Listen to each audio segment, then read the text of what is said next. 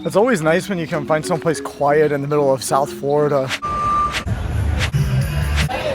Hi, and welcome to Aiken Adventures, where we're taking you to do all the best things and all the best places all around Florida. And today we're taking you to the Bonnet House Museum and Gardens in Fort Lauderdale, Florida.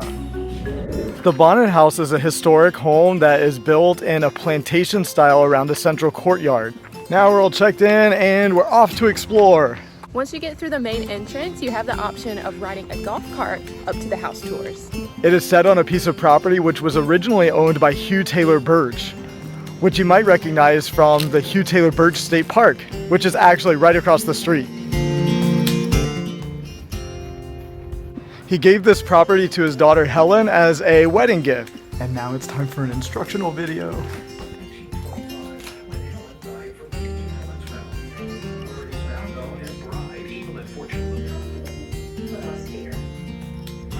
If we're being honest, sitting with the children through the movie is a little bit of a different experience. We do keep them quiet, but keeping them still the entire time is a slightly different story. The name of the home and the color of the home drew their inspiration from this flower that's growing on the water behind me. It's called the spatterdock lily. And when there used to be alligators in this water, the alligators would raise up their head and the spatterdock lily would be seated on top of their head, and they said that it looked like a little bonnet. So they nicknamed it the bonnet lily. None of them are blooming right now, but they happen to be yellow when they are. Once you enter, you come into a beautiful courtyard, and at the center is a fountain. And we all know how much Vivian loves fountains. All of the rooms are accessible through exterior doors connected to this courtyard. Helen's husband Francis later remarried a lady by the name of Evelyn. The two of them were artists, and their art is featured all throughout the tour. I was surprised to see that much of it is actually located on the walls surrounding the courtyard. And then of course some of it is featured on the ceilings as well. It actually has a very surprisingly whimsical nature to it.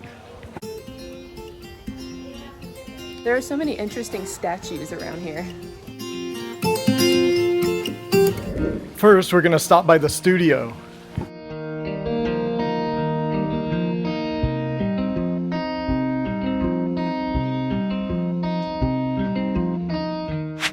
The next stop on the tour is the kitchen, which is right beside of the butler's pantry.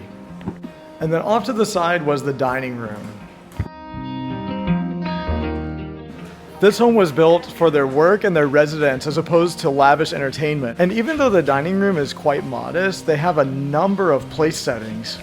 Typically they would have just had breakfast in the dining room, and dinner would have been out here in the courtyard. Afterwards, they would retire to the drawing room for the evening.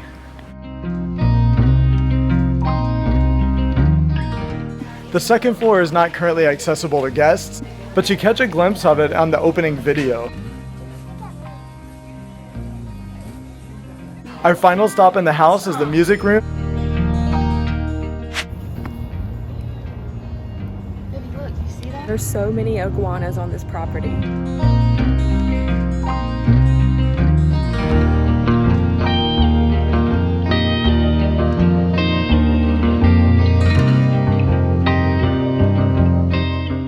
As you exit the house, there's a really cool bridge. It looks like a tiki hut. This allowed for them to cross the slough in order to get over to the beach. You see the fishy? Behind the house, you'll find a few other interesting buildings. There's a really cool shell museum, bamboo bar, and orchid house. There's also another greenhouse, and the former caretaker's house has been converted to a museum, gift shop, and cafe. You can even take a guided trails tour. If you'd like to know more about fun things to do during your next visit in Fort Lauderdale, click this video right here.